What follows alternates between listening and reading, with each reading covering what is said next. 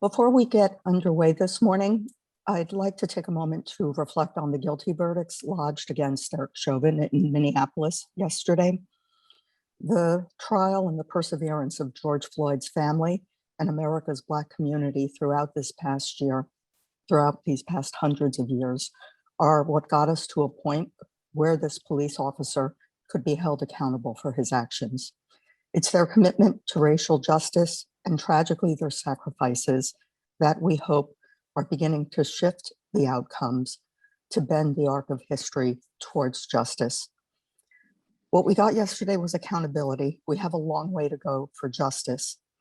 Mr. Floyd's family, the prosecutors, the police who testified against one of their own, the jurors, and the incredibly brave civilian witnesses all exemplified the importance of public service in its many guises.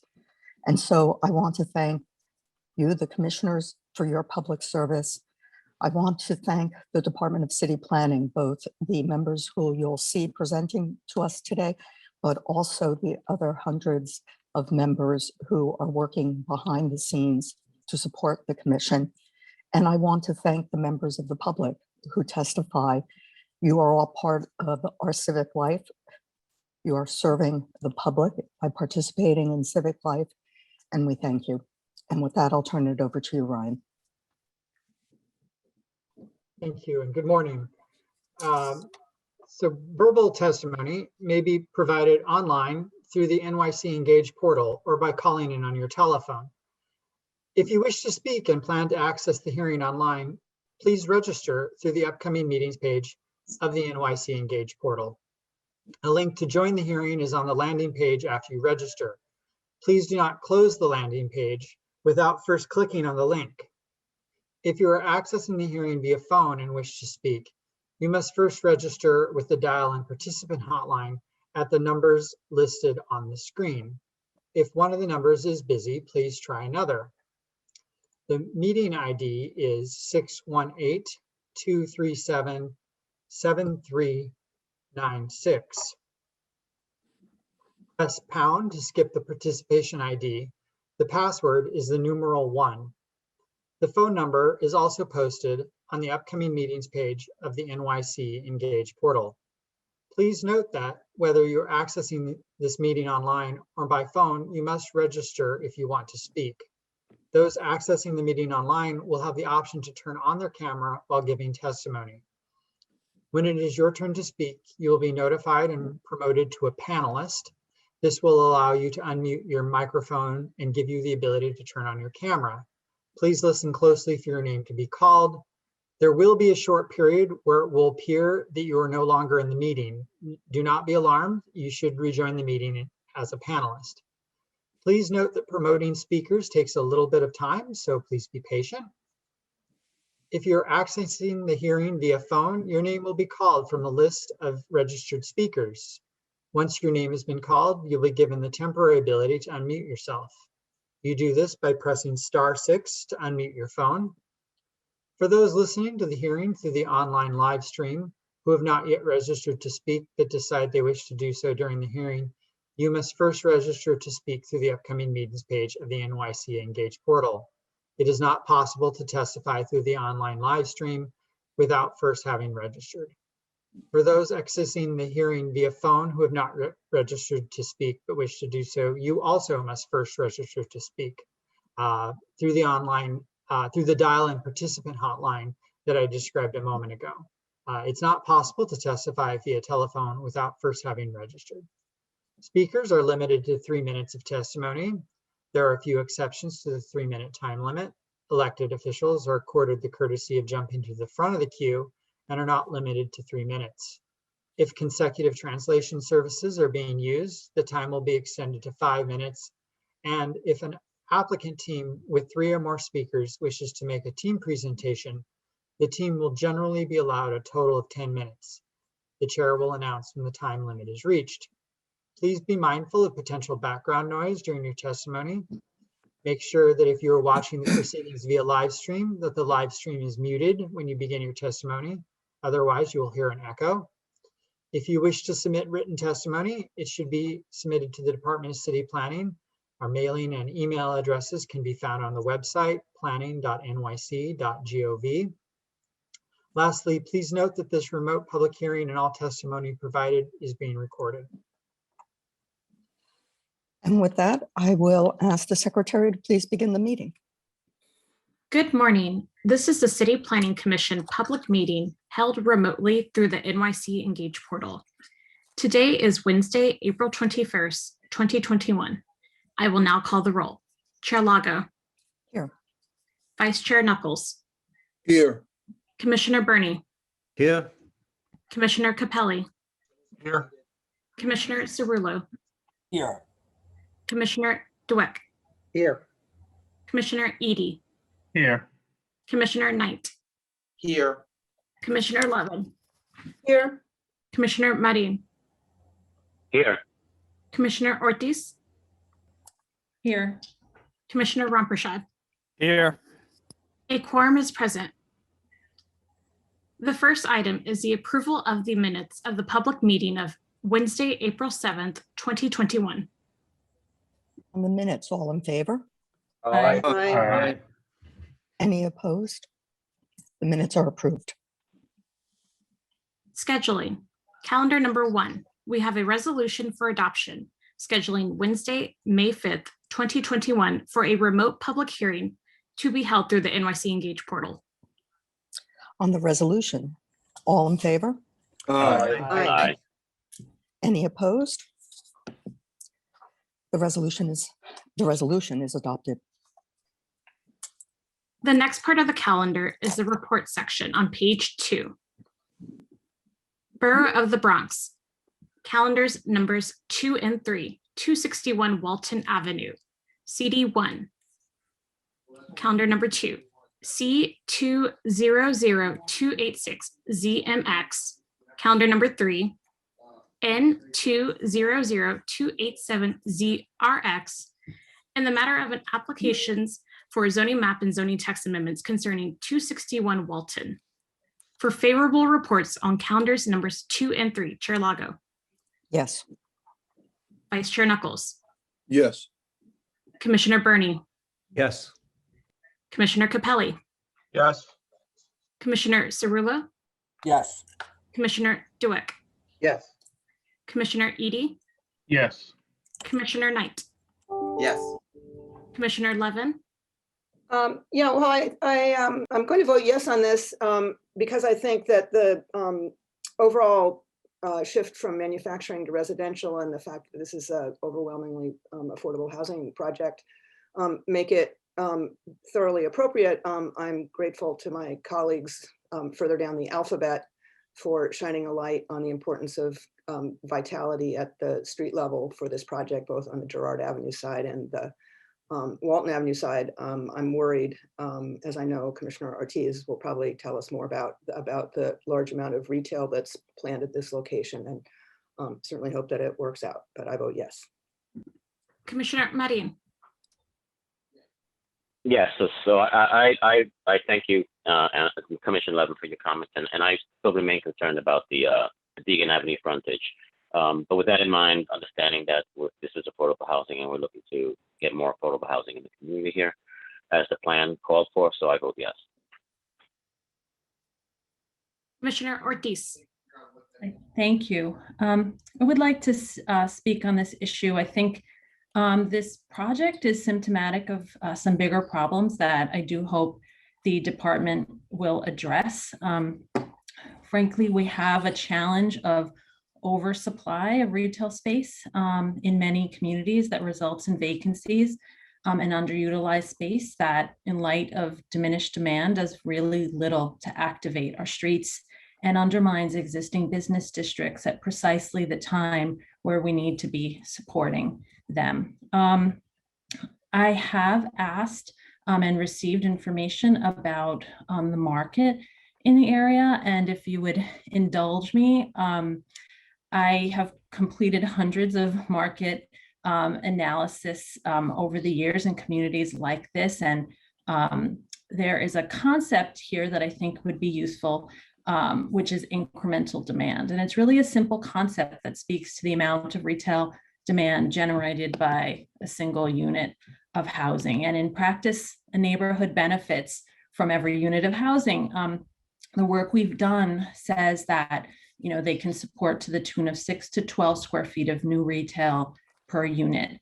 If we apply that analysis here, given the information I received, there are going to be 3,467 units projected at this site, and we can support 20 to 40,000 square feet of retail based on those projections. But do you know how much retail is in the ground floor of those same buildings? Nearly 90,000 square feet. That's 2 to 4 times what those residents can support. So I'm not going to second guess the developer's ability to secure a tenant at this location, but I do think the issue at hand is bigger than this project. And as I have said before, New York is replete with examples of lovely residential streets that do not have retail. We do have the tools at our disposal to accomplish wonderful streets with residential and get more housing in the process. So with that, I vote no. Thank you. Commissioner Ramprashad. Yes. Favorable reports have been adopted on calendars numbers 2 and 3. Borough of the Bronx, calendar numbers 4 and 5, CD 8. Calendar number 4, N210315ZCX, 4675 Dodgewood Road. Calendar number 5, N210358ZCX, 625 West 246th Street. In the matter of applications for the grant of certification for adoption on calendars numbers 4 and 5, Chair Lago. Yes. Vice Chair Knuckles. Yes. Commissioner Burney. Yes. Commissioner Capelli. Yes. Commissioner Cerullo. Yes. Commissioner Dweck. Yes. Commissioner Edie. Yes. Commissioner Knight. Yes. Commissioner Levin. Yes. Commissioner Marin. Yes. Commissioner Ortiz. Yes. Commissioner Ramprashad. Yes. Calendar numbers 4 and 5 have been adopted. Borough of Brooklyn, calendar number 6, 606 Neptune Avenue rezoning. CD 13, C210033ZMK, and the matter of an application for a zoning map amendment concerning 606 Neptune Avenue rezoning. For a favorable report on calendar number 6, Chair Lago. Yes. Vice Chair Knuckles. Yes. Commissioner Burney. Yes. Commissioner Capelli. Yes. Commissioner Cerullo. Yes. Commissioner Dweck. Yes. Commissioner Edie. Yes. Commissioner Knight. Yes. Commissioner Levin. Yes. Commissioner Marin. Yes. Commissioner Ortiz. Yes. Commissioner Ramprashad. Yes. A favorable report has been adopted on calendar number 6. Borough of Brooklyn, calendar numbers 7 and 8, 300 Huntington Street, CD 6, calendar number 7, C210049ZMK, calendar number 8, N210051ZAK, and the matter of an application for a zoning map amendment and an authorization concerning 300 Huntington Street. For a favorable report on calendar number 7 and for adoption on calendar number 8, Chair Lago. Yes. Vice Chair Knuckles. Yes. Commissioner Burney. Yes. Commissioner Capelli. Yes. Commissioner Cerullo. Yes. Commissioner Dweck. Yes. Commissioner Edie. Yes. Commissioner Knight. Yes. Commissioner Levin. Yes. Commissioner Marin. Yes. Commissioner Ortiz. Yes. Commissioner Ramprashad. Yes. A favorable report has been adopted on calendar number 7 and calendar number 8 has been adopted. Borough of Queens, calendar numbers 9 and 10, 3002 Newtown Avenue rezoning. CD 1, calendar number 9, C200282ZMQ, calendar number 10, N200283ZRQ, and the matter of applications for a zoning map and zoning text amendments concerning 3002 Newtown Avenue rezoning. For favorable reports on calendars numbers 9 and 10, Chair Lago, Yes. Vice Chair Knuckles, Yes. Commissioner Burney, Yes. Commissioner Capelli, Yes. Commissioner Cerullo, Yes. Commissioner Dweck, Yes. Commissioner Edie, Yes. Commissioner Knight, Yes. Commissioner Levin, yes, Commissioner Marin, Yes. Commissioner Ortiz, Yes. Commissioner Ramprashad. Recused. Favorable reports have been adopted on calendars numbers 9 and 10. Borough of Staten Island, calendars numbers 11, 12, and 13, CD3. Calendar number 11, N200214 RCR. Calendar number 12, N190323 RCR, 40 Yilma Avenue. Calendar number 13, N210295 RCR, 7579 Groton Street, and the matter of applications for the grant of certifications for adoption on calendars numbers 11, 12, and 13. Chair Lago, Yes. Vice Chair Knuckles, Yes. Commissioner Burney, Yes. Commissioner Capelli, Yes. Commissioner Cerullo, Yes. Commissioner Dweck, Yes. Commissioner Edie, Yes. Commissioner Knight, Yes. Commissioner Levin, yes, Commissioner Marin, Yes. Commissioner Ortiz, Yes. Commissioner Ramprashad. Yes. Calendar numbers 11, 12, and 13 have been adopted. Borough of Staten Island, calendar numbers 14 through 17, 380 Ocean Terrace, CD2. Calendar number 14, N210143 ZAR. Calendar number 15, N210144 ZAR. Calendar number 16, N210078 ZAR. Calendar number 17, N210191 ZAR. And the matter of applications for the grant of authorizations concerning 380 Ocean Terrace.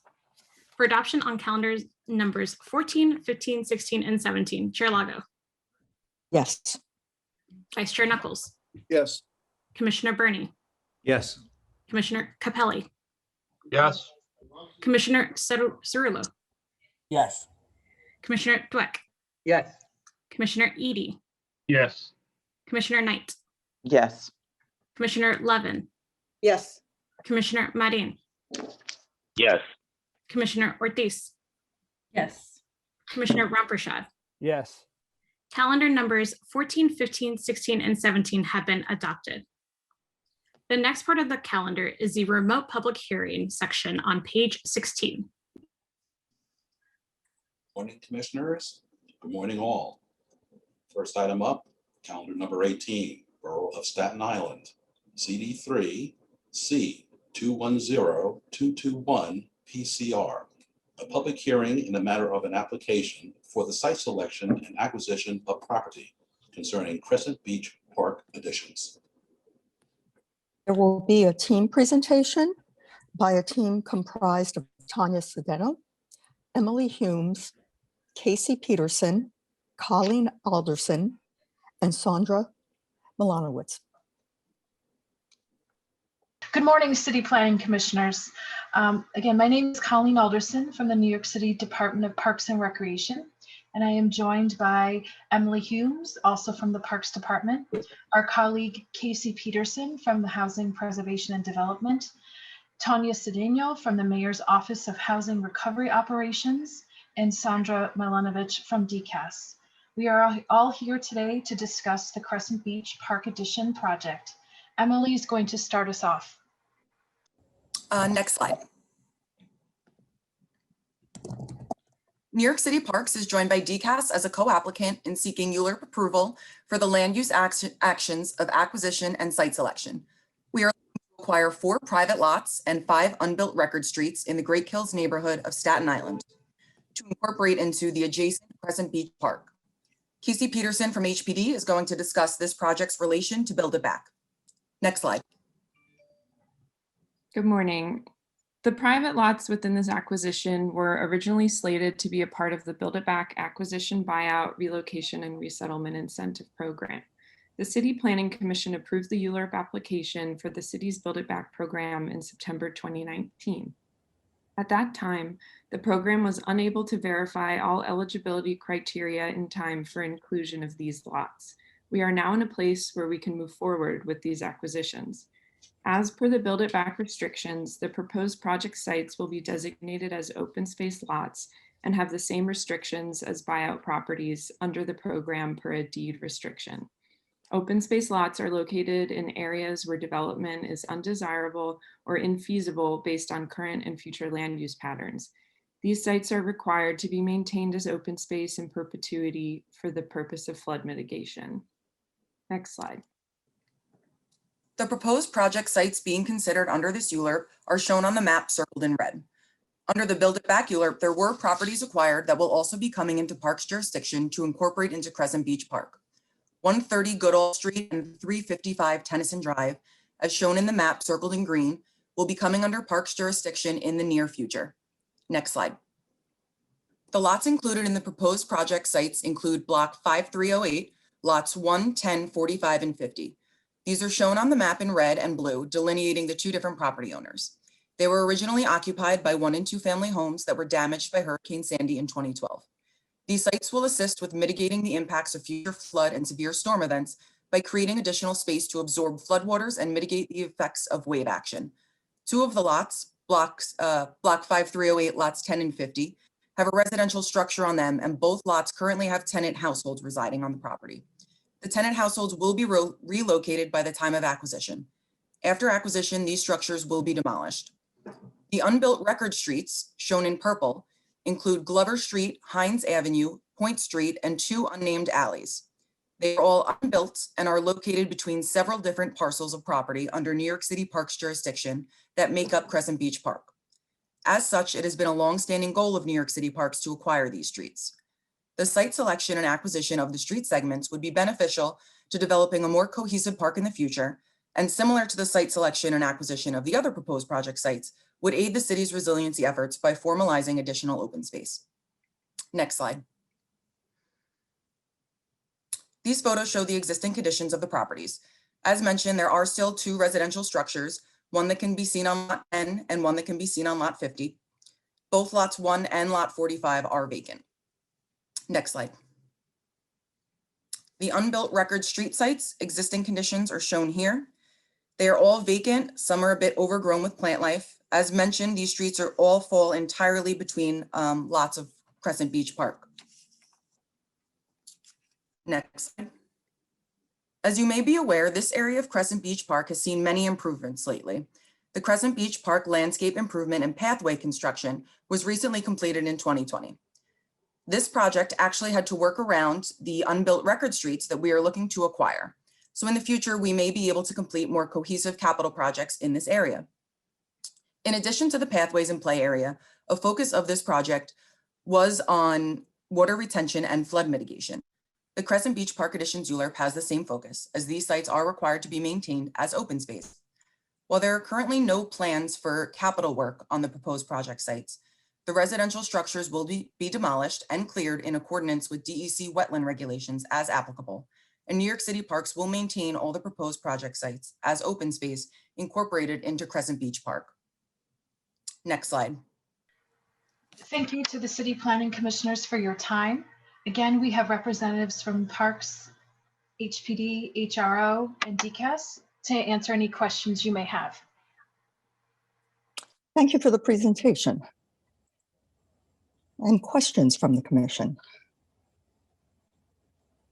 Vice Chair Knuckles. Thank you.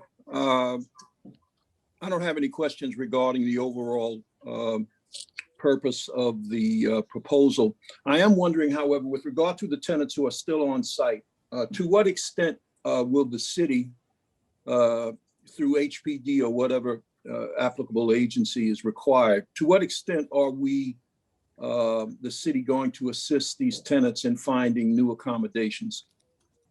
Sure, so they're noticed and compensated in accordance with the Uniform Relocation Act procedures. Would Would you be able to go a little bit more in depth into that? So like all the other properties that were in the Build It Back acquisition and buyout program, we follow the Uniform Relocation Act to compensate tenants and help them find relocation housing. In this case, they'll receive a permanent displacement benefit, which depends on multiple factors, including comparable dwellings in their neighborhood and whether they participate in Section 8. But typically, tenants receive the rent differential between their unit and comparable dwellings in the area for a three and a half year period. So is there an effort to help them find, assuming they want to stay in the area? Is there a focused effort to find housing within the general geographic area? Yeah, the Build It Back program has case managers that liaise directly with the tenants in their housing search. And how long will they have to leave the premises? What period of time are they given to relocate? Once the purchase and sale agreement is signed by the homeowner, the tenants are given a 90-day notice, at which point they can proceed with their housing search in earnest. Thank you. Commissioner Cerullo. Thank you. So just a couple of questions. First of all, thank you for the presentation. Obviously, you know from the public review that the community board and the borough president both support this application. But a couple of questions just come to mind that perhaps to get some direction on.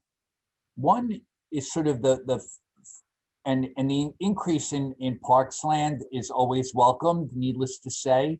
I actually grew up in this neighborhood, so I'm very familiar with it. But when you look at the project site slide, which had the purple for the unmapped streets and the red, Goodall Street is remaining mapped and in existence. Is that correct? Goodall?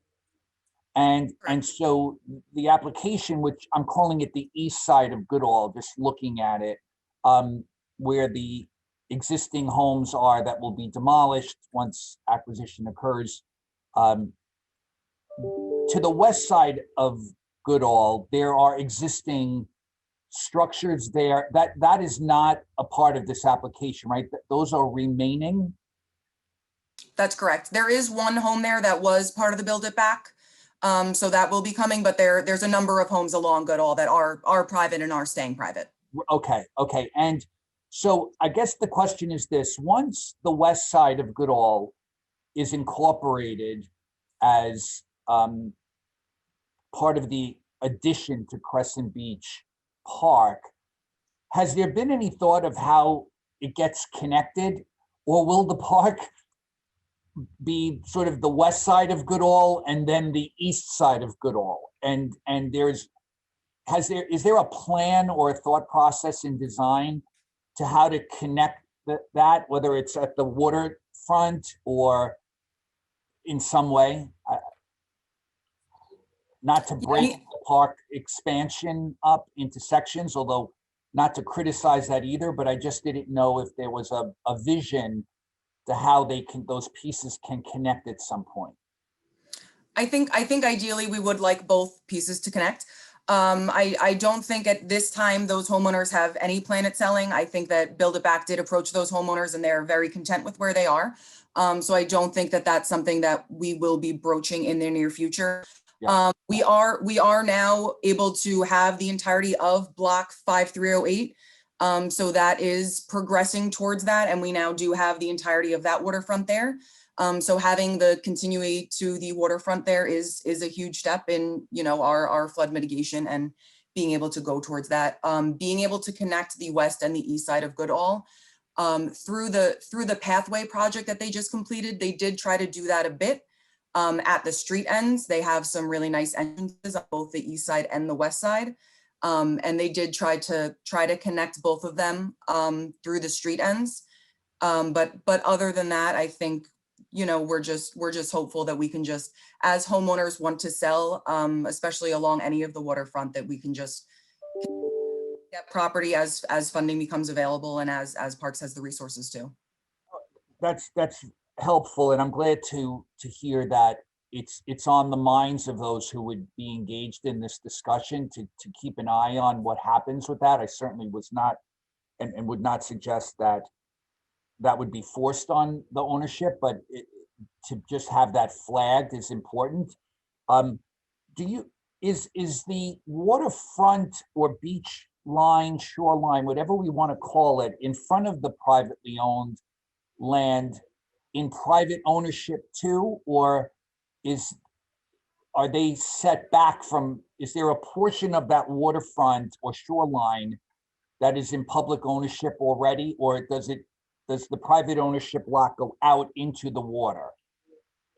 Yeah, the private ownership goes, it does go out into the water in some cases. It does. I just didn't know if there was an opportunity to do something along the waterfront and cross over that so that you would connect it from the water side, not necessarily the inland side. But if it's privately owned, that's a very different story. So I understand that. Okay.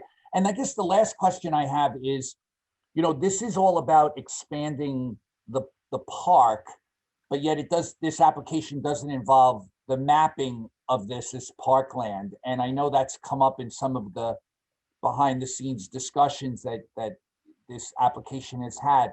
So do we have any idea as to when that might occur, or what the plan is with respect to officially mapping this as parkland versus just acquiring it and having sort of deed restrictions on it? So the entirety of Crescent Beach Park isn't mapped, and Crescent Beach Park is roughly 110 acres. So to undergo the mapping action for that would take quite a bit of funding and quite a bit of time. So it's really just a matter of funding. So that is part of our priority, and that's one of our priorities for Staten Island to undergo that. And we have spoken with the Staten Island Borough President as well as CM Borelli, and we know that that's a priority for them as well. So it really just comes down to a matter of funding for us and when we're able to get that funding. And another big piece of it is that a lot of the portions of the mapping action require expense funding rather than just capital funding. So that's a hard piece as well. Okay, I appreciate the response. Thank you so much. Thank you, Madam Chair. Thank you. Thank you, Commissioner. Commissioner Marin. Good morning. I want to go back to the questioning regarding the folks who are there. First of all, how many families are there again, or individuals that we are going to be moving out as a result of this action? It's 4 private lots, but it's 2 homeowners, and there's 2 homeowners. Okay. Mm-hmm. I'm sorry. Go ahead. And 2 entities. 2 tenants. Yep. 2 tenants. So I also heard that they would be provided assistance for 3.5 years. Is that correct? Yes. Typically, with the Uniform Relocation Act, we calculate the rent differential between what those tenants are paying now and comparable dwellings in the neighborhood, and provide them with that differential for the 3.5-year period. And so what happens after 3.5 years? Suppose they can't afford their rent. What happens then? Our program works with them to find something that is affordable, but our rental assistance does not extend beyond that period. Okay. I would suggest that be looked at. I mean, we know we're having a housing crisis in the city. The last thing we want to do is make people homeless, right? So I would suggest we look at that carefully, because in 3.5 years, then where do these folks go? It's critical to understand that. And if we can provide more information, if there are any programs that they may be able to subscribe to, any Section 8 benefit that they may be afforded, that would be very helpful in understanding this displacement. Yes, in some cases, we're able to match displaced tenants to Section 8 vouchers. That's been done several times throughout the acquisition and buyout program, depending on tenants' eligibility and interest. So we can certainly examine that in this instance as well. I would suggest starting that process early again. We're at a housing crisis, and the last thing we need to do is make people homeless, not intentionally, but as a result of our action. Thank you. Thank you, Commissioner. I don't see any other raised hands, so I will thank the applicant team. And Ryan, we don't appear to have anyone else signed up to speak on this matter. If you could check to see if anyone has signed in. No, there are no further speakers on this item. Okay, well then this public hearing is closed. Next item, Borough of Brooklyn, calendar number 19, CD 18, C 210106 PCK, a public hearing in the matter of an application for the site selection and acquisition of property concerning the 1427 Roth Avenue, Department of Health and Mental Hygiene, Pest Vector Control Site. Our first speaker will be Carlos Ambia. The presenter would be Ksenia. I understood that there is not a team presentation, but that we have a number of different individuals who will each be presenting separately. Is that the case? Correct, but answering the questions, but the main presenter was Ksenia. Oh, and I was the backup. Okay, so let's call the next speaker then. Okay, so our speaker will be Ksenia Inoyatov. Good morning, commissioners, and thank you for the opportunity to present to you today. My name is Ksenia Inayatov, and I'm from the New York City Department of Health and Mental Hygiene. As you may know, our agency is at the forefront of protecting and promoting the health and safety of New Yorkers, and we do so in many different ways. Today, I am presenting the acquisition and site selection action proposal for a regional office and warehouse facility located at 1427 Ralph Avenue for our Bureau of Pest Control and Vector Surveillance Control. The next two slides, please, show how the Bureau promotes and protects the health and quality of life of New York City residents and visitors by ensuring an environment free from animal-borne disease hazards, inspecting and baiting over 100,000 public and private properties in New York for rats, permitting and inspecting many animal-related industries, and monitoring and controlling vectors of human diseases such as mosquitoes and ticks. Next slide, please. The proposed project would provide DOHMH with a facility that fulfills the department's extensive need for storage of pesticides, field equipment, secure off-street parking, and spray vehicle washing, serving all 5 boroughs. It would also consolidate pest and vector control operations at one location and improve efficiency in vehicle routing and management. Next slide, please. The project site is zoned for manufacturing use M1-1. Next slide. It is located in the Canarsie neighborhood of Brooklyn, Community Board 18 on block 7918, lots 86, 141, and part of lot 93. Next slide, please. The area is largely characterized by a mix of commercial, industrial, manufacturing, and transportation and utility uses. Next slide, please. The project site is privately owned and is currently under construction with 48,000 square feet, 1-story as of right warehouse building and approximately 20,000 square feet of outdoor parking. The project site was formerly used as a vehicle storage establishment. Under DOHMH, it would occupy approximately 36,000 square feet, as well as the entire parking lot.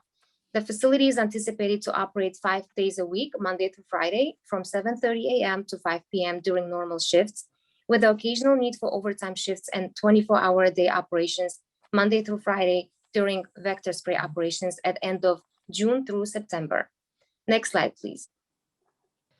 The facility is anticipated to include staff offices and locker rooms for 34 employees, storage space for equipment, dry pesticides and chemicals, an insectary and laboratory for rearing and testing mosquitoes for pesticides resistance studies, space for spray operations, including a spray vehicle washing bay, and a load and outdoor parking for DOHMH vehicles.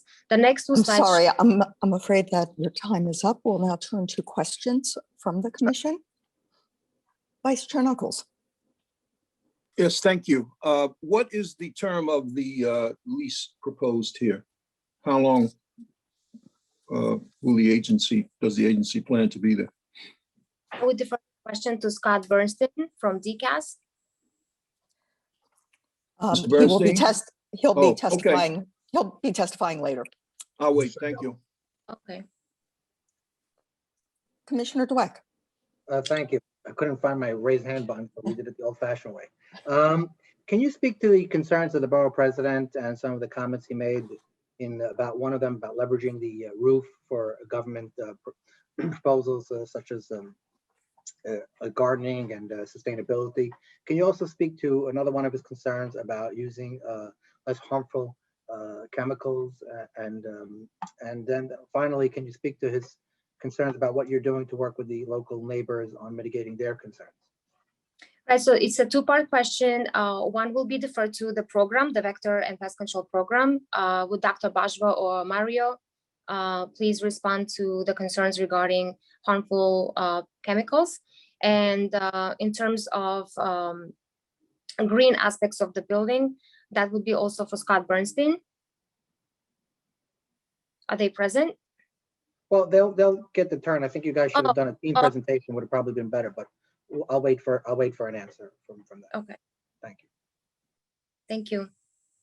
Thank you, Ms. Inoyatovs. Our next speaker will be Mario Merlino from DOHMH. Hi, good morning, commissioners. I'm Mario Merlino. So I can answer some of the questions that the borough president had that I already heard. Please interrupt me if you have additional questions or you have other questions. But on the question, I think the borough president brought up a very good point in his comments about increasing the use of what they call biopesticides. So he talks about using natural oils for mosquito control, and I just want to say is that we're already there. Most of the products that we use in that program, in the mosquito program, and Dr. Bajwa is also available to answer questions, are biopesticides.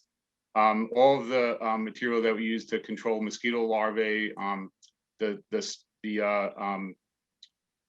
helicopter spray events that we do, all of the catch basin spray events are biopesticides. For folks that are wondering why that's important, biopesticides are much more, we think, environmentally sound because they target very specific targeting of an organism, which is the mosquito larva and nothing else, and they don't stay in the environment, and that's why we use them. So I think the borough president has a very good point on that. And I just want to say that we're already there. And also a lot of the tick products that we're evaluating, I think are biopesticides. So we do agree with that, and we also our program is a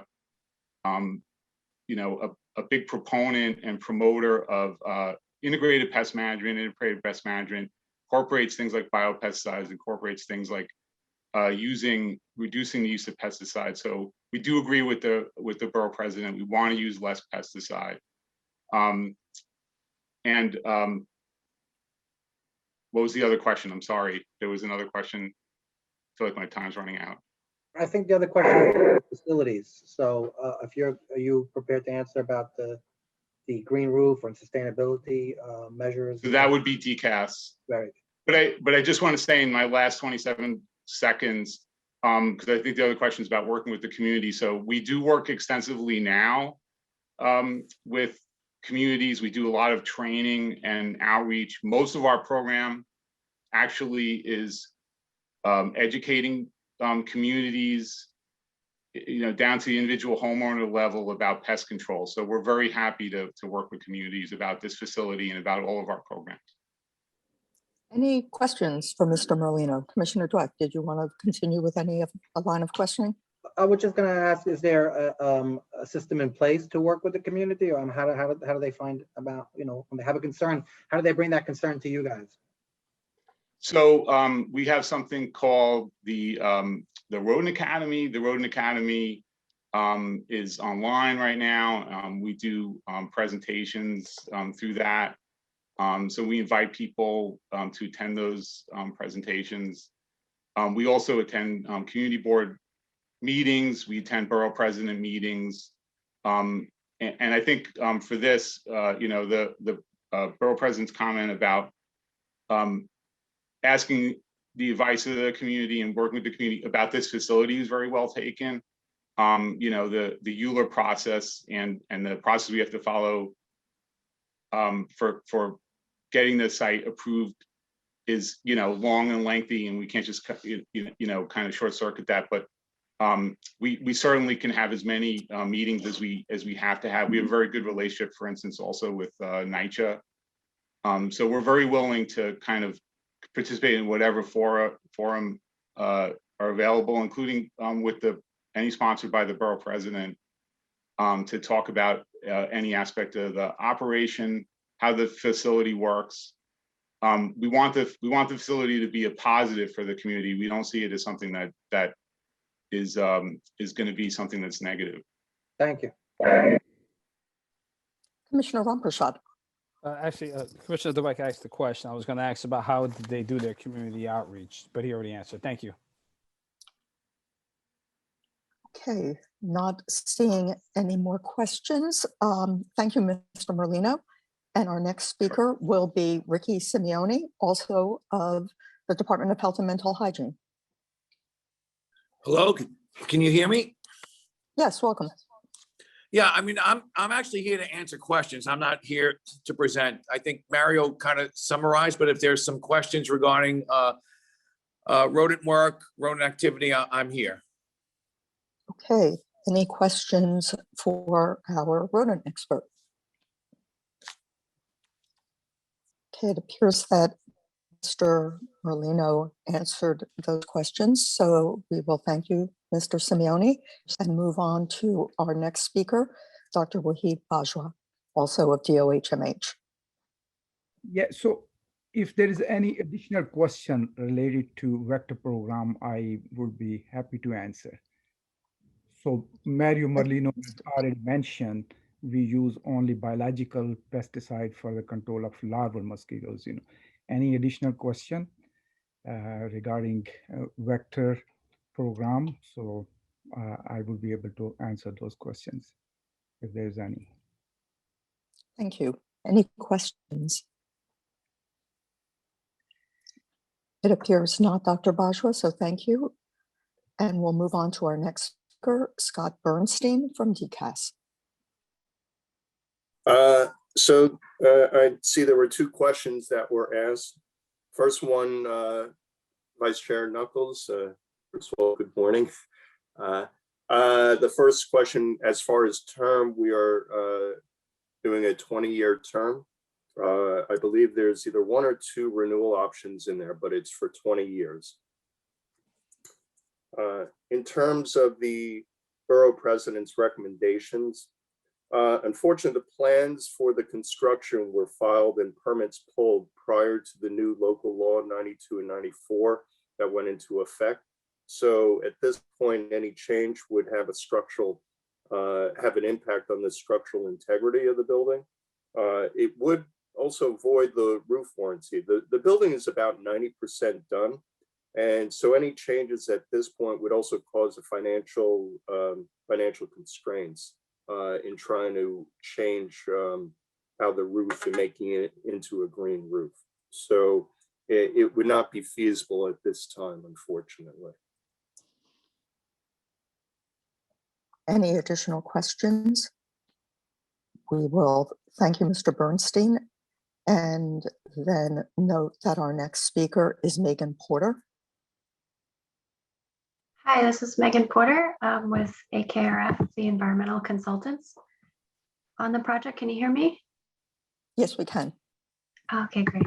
We at AKRF prepared the environmental assessment statement and the land use application, and I'm here to answer questions on those components of the project. Not seeing any questions, I will call our final speaker, Lisa Lau, also of AKRF. Good morning. I'm also with AKRF Environmental Consultants to DOHMH, and I'm available to answer any questions.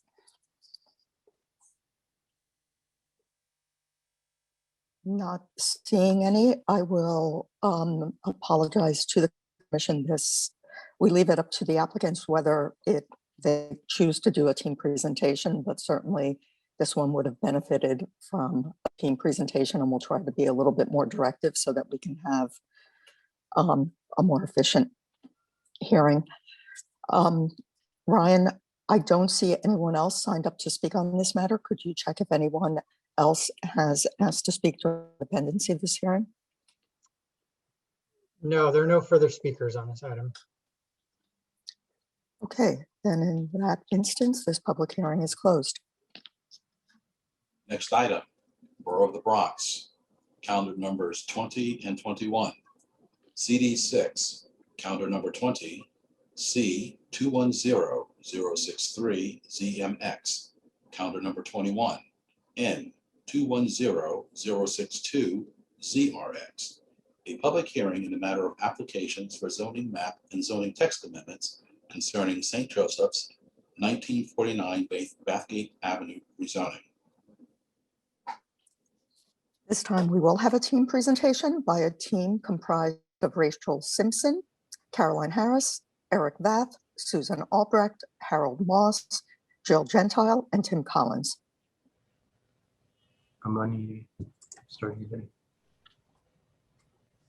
Good morning. Caroline Harris should be first. How are you this morning, commissioners? Can you hear me? Yes, we can hear you, Carrie. Okay, good. Thank you. It's nice to see all of you.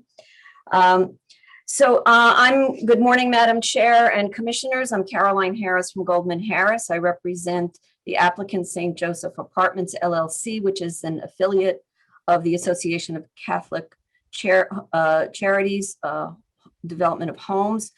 I want to thank the Bronx office and EARD, and especially Duton Horstman for their outstanding guidance with this project. And we're also especially grateful to the community board and the borough president for their strong, even glowing support of this project, an 11-story, 287-unit, 100% affordable with 140 supportive unit project. It will help create the more equitable community in line with the chair's meaningful comments at the beginning of this hearing. I'll address one of Commissioner Marin's questions, then pass the presentation on to Susan Albrecht, who is the Executive Director of the Association of Catholic Homes. And then Rachel Simpson from MAP will follow up to address some of the questions raised by two of the other commissioners. We have our whole team here if any other questions are raised, and we're available to answer them all. If you could move to slide 2, please, I'd appreciate it. So Commissioner Marin, I think if I understood your comment during a review session and previously, you were questioning what the building is that's under wraps there with the scaffolding. That actually was the church that's been demolished,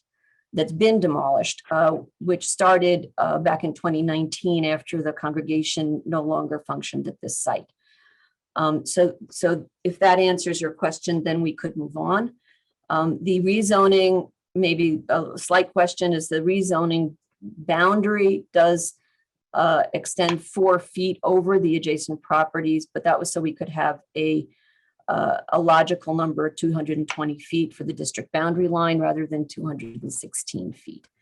There's no other construction contemplated on the block relevant to this zoning application. I'd like to turn it over to Susan now. And she would like to use slide 4. Okay, great. You can hear me, right? So to address the question that we had regarding the MIH option 1 or option 2, the project will be pursuing MIH option 2 with the income bands that are reflected here. We are pursuing option 2 because less than 10% of the units are targeting families at 40% of area median income. As a result of option 2, we will now have 86 permanently affordable units within the building. So that's the question that you raised. And then the next slide addresses how the supportive housing will function and be managed within the building. The building is being constructed as one building with two separate functioning wings. There will be one central entrance with full-time security. On this diagram, you can see one side will house studios for Beacon of Hope tenants, as well as apartments for families. There will be offices for Beacon of Hope and social services spaces. And likewise, on the other side, the New York Foundling side, will be New York Foundling residents as well as family units. Both Beacon of Hope and New York Foundling have received awards from the Empire State Supportive Housing Initiative, ESHI, that will fund robust services, full-time security, and a full complement of on-site support staff to ensure the safety of all residents, as well as support our special needs tenants in being successful in their new homes. We had additional questions regarding the upper floor, the configuration of the upper floors, and I'm going to ask our architect, Rachel Simpson, to review the next slides. Thank you, Susan. Good morning, and thank you all for your time today. You can jump to the next slide, I think. As Susan mentioned, this building is conceived of as a single building with a single building entrance, which is designed that way in order to help facilitate the 24-hour security needs and monitoring concerns at that lobby, and also for economy with regards to building services and systems. So on the left hand of this slide, you see here along East 178th Street, which is the center part of the U shape of the building. There is a shared lobby and shared entrance flanked by the mail rooms and the supportive services offices at that ground floor for easy access for all building residents. The portion to the right hand of this slide is then the second floor. At the second floor is where the building begins to split into the two wings. And they're unconnected wings, which breaks the building down into smaller wings, which we believe better promotes community building and will help to foster more neighborly interactions in a smaller community size, and also is a little more easily managed by both the building management and by the two supportive services providers. You can go to the next slide, actually, which shows some of the upper floor plans, which was one of the specific questions. So on the left hand of this slide is a typical floor at the base, and the right hand is a floor plan, a typical floor plan at the setback levels. At the center part of the U shape of the building, you can see a wall which separates the two buildings, divides them, and they're unconnected. And that wall is located at these elevator lobbies that you find on each floor, some of which are double height spaces that could provide additional programming opportunities for the building residents. And I think that was the last of these slides. The next slide is another image of the building. This is a building section actually showing cut through those elevator lobbies. This is cut through the bottom portion of the U shape where the entrance and the elevator lobbies are. And at the lower part, you can see a green area, which is the double height shared lobby at the main entrance, above which we split into the two halves of the building. The darker blue being for Beacon of Hope, located along Washington Avenue, and New York Foundling located along the Bathgate side of the building. And I believe that is slide 8. The next slide might show another image of the building from an aerial view. Thank you, Rachel. Our other speakers that we invited are here really just to answer any potential questions you might have, but that concludes our formal presentation. Thank you very much. Are there any questions that we could help answer? Vice Chair Knuckles. Yes, thank you. I wanted to go back to Ms. Albrecht's recitation on the MIH options 1 and 2. I'm not clear. Are you saying that under option 2, you are yielded more affordable units? Could you clarify?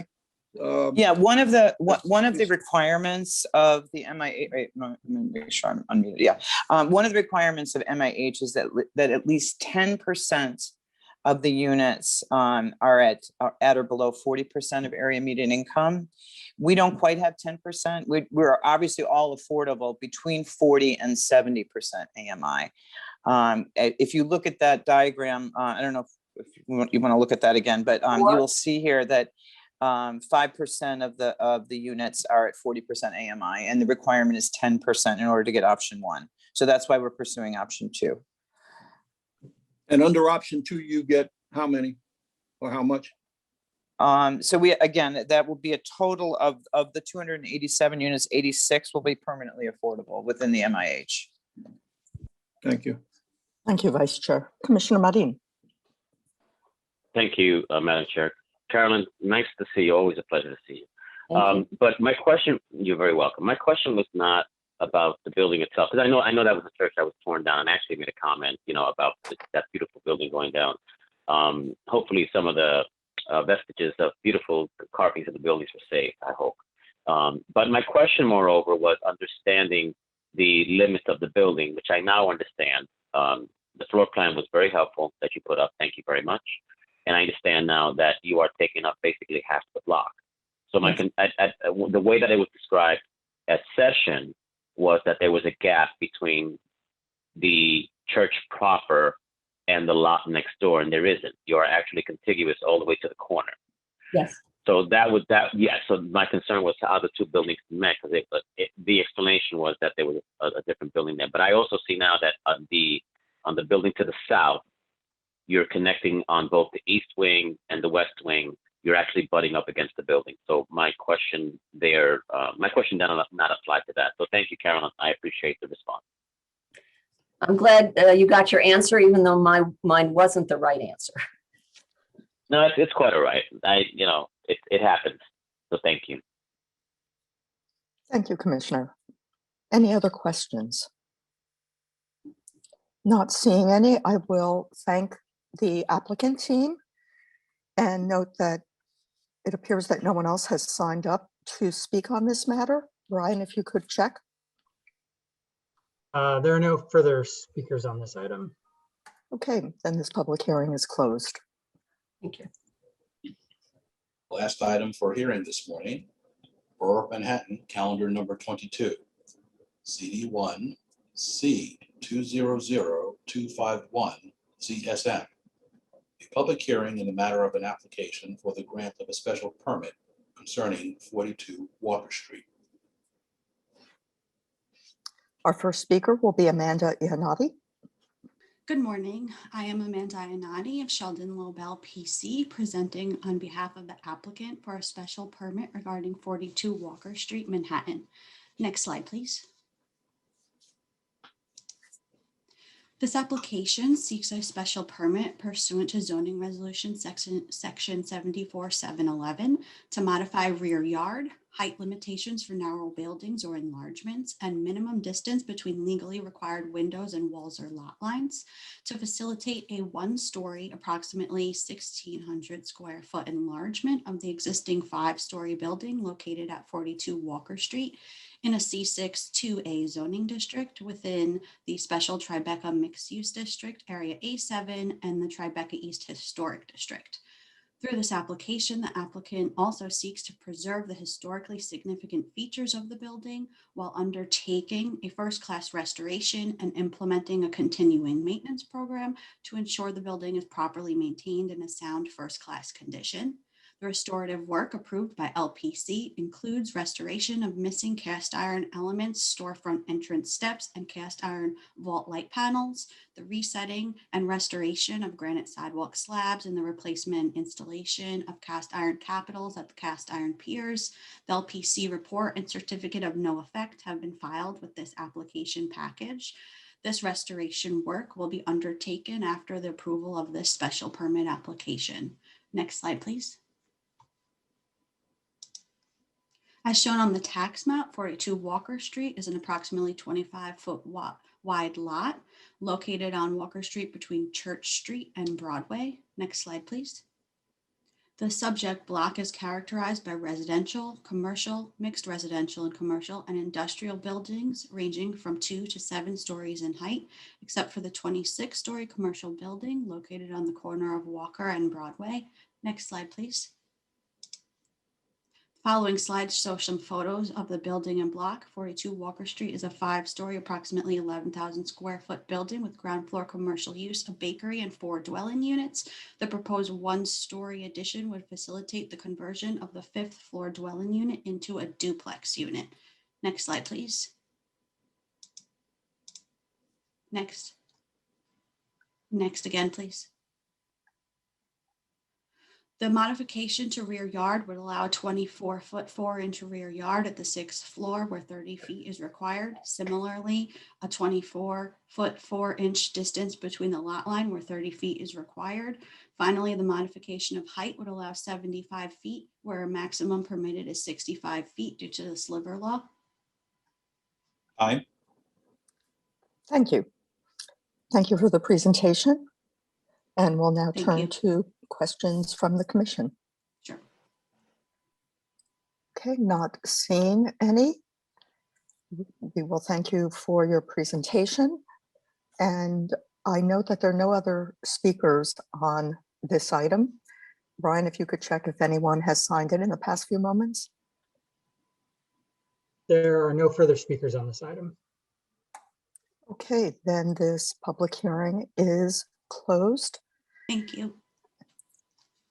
And Edwin, any closing remarks? Yes, Chair Lago, and thank you. For those of you who were unable to or did not wish to testify, you can submit written testimony online by selecting this hearing on the upcoming meetings page of the NYC Engage portal, through DCP's webpage, or by mailing your comment to City Planning Commission, Calendar Information Office, 120 Broadway, 31st floor, New York, New York, 10271. Thank you. And with that, I will say goodbye, good day to the commissioners and close this meeting. Take care. Take care. Bye. Bye. Well, everyone. Bye. Stay well. Bye-bye.